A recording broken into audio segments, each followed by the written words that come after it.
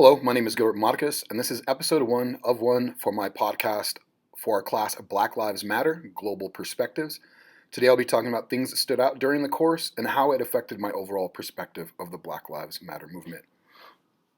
Our class was taught by Dr. Tiffany Florville. She authored Mobilizing Black Germany, Afro-German Women, and the Making of a Transnational Movement. During our course, we collaborated with the University of Cologne. We met with them for several virtual class sessions and completed a group project with students from the university. To give you some context about the class, and there were several reasons why it was kind of difficult. The content was tough, but it was really tough considering the time in which we were taking the course. This was post George Floyd's murder by Derek Chauvin in Minneapolis. This is after the protests of 2020, and also the fact that we were taking this class during and amidst a pandemic, many of us on quarantine, the experience of having to learn virtually, for many of us that may have been completely new. Also during the course, we experienced the murder of Daunte Wright, who was killed by police officer Kimberly Porter in Minneapolis on April 11th. We also had the conviction of Derek Chauvin for the murder of George Floyd on April 20th, 2021. On that same day, the day of his conviction, a young girl, Ma'Khia Bryant, was killed by police officers. Essentially every day that followed all the way up and through the testimony, another person was killed by police officers somewhere in the United States. Since testimony began on March 29th, at least 64 people have died at the hands of law enforcement nationwide, with blacks and Latinos representing more than half of the people murdered. So how did racism originate? This is something that has always really interested me in conversations and debates. I have always asked myself, where did racism start? Meaning, at what point in history did whites begin to see themselves as superior and people of color inferior?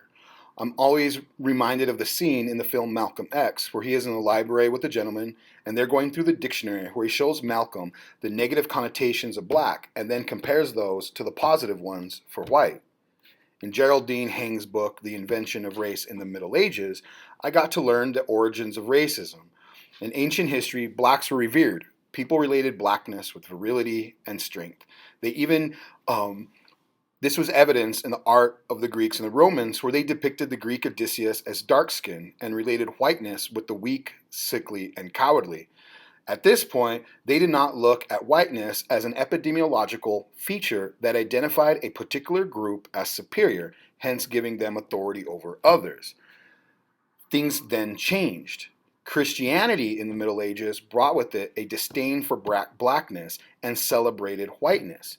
This is where we see a racial hierarchy emerge in Europe, creating the racist ideology that became the basis of white supremacy. Did Black Lives Matter differently in Europe than in the US? While reading Olivia Otel's book, African Europeans, something began to emerge. I saw that the black experience in Europe differed from that of the African American experience in the US. In the book, African Europeans, she highlighted many prominent African figures in Europe, figures like Alessandro de' Medici, Manga Bell, and the Nardal sisters. All of them seemed to have much more access to Europe's systems, much different from Africans in America who had zero access. In Europe, interracial marriages were allowed, Africans had access to education, and were able to hold office. That experience differed vastly from what African Americans were experiencing in the US at the time. This is because Africans in America were stolen and taken from Africa, brought to America, and forced into slavery. Africans in Europe had evolved and lived in Europe for centuries prior to the racialization of color in Europe. The attack on Black lives isn't just happening in America. During my group project, I learned something that was somewhat startling to me. Police violence perpetrated on Africans is not just something that is unique to the US. I learned that the attack on Black bodies is an international crisis. Our topic for our group project was Black Lives Matter movements in Europe and its colonies. During our project, I talked about the theme of police brutality in Germany and in Europe. This is where I learned of the long history of police brutality in Europe, and I also learned about their victims.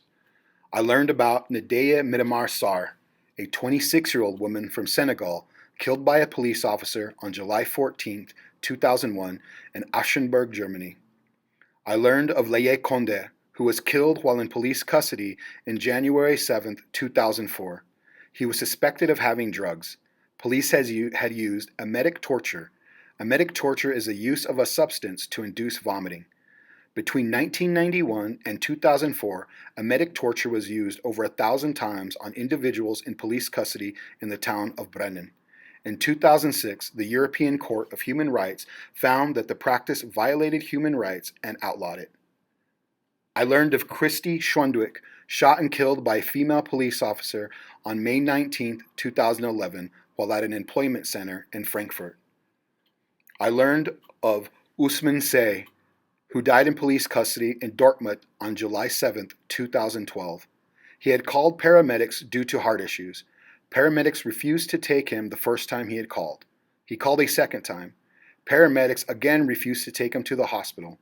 Police had arrived at the same time as the paramedics and took him into custody because he was vandalizing his own flat. I also learned of Auré Jalot. He died in police custody on January 7, 2005. He was found burnt to death in his cell.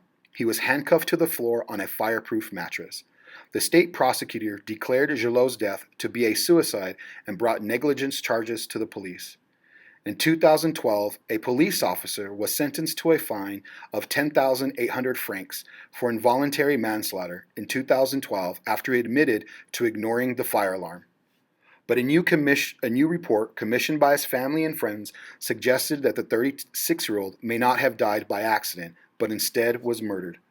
Compiled by an arson investigator from Ireland, the document shows that the kind of burns found inside the cell could have only been caused by the use of additional fire accelerants. There was also signs that he had been beaten. In late February 2017, a working group for the UN Decade of People of African Descent visited Germany to understand racism in the context of policing. They released the following statement.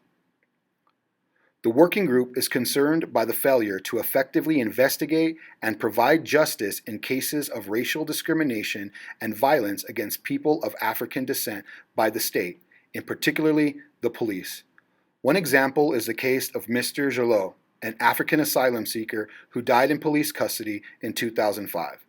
The working group believes that institutional racism and racist stereotyping by the criminal justice system had led to a failure to effectively investigate and prosecute the perpetrators. This project taught me that systemic racism exists in law enforcement worldwide. The Auré Jalot trial and similar cases also reveal the systemic problems associated with police internationally. There seems to be similar trends to the US, where some police departments are more racist than other police departments, like the case of Brennen, Germany. This project and this class also told me that the murders are evidence that Black lives are under attack by police worldwide, which is why Black Lives Matter.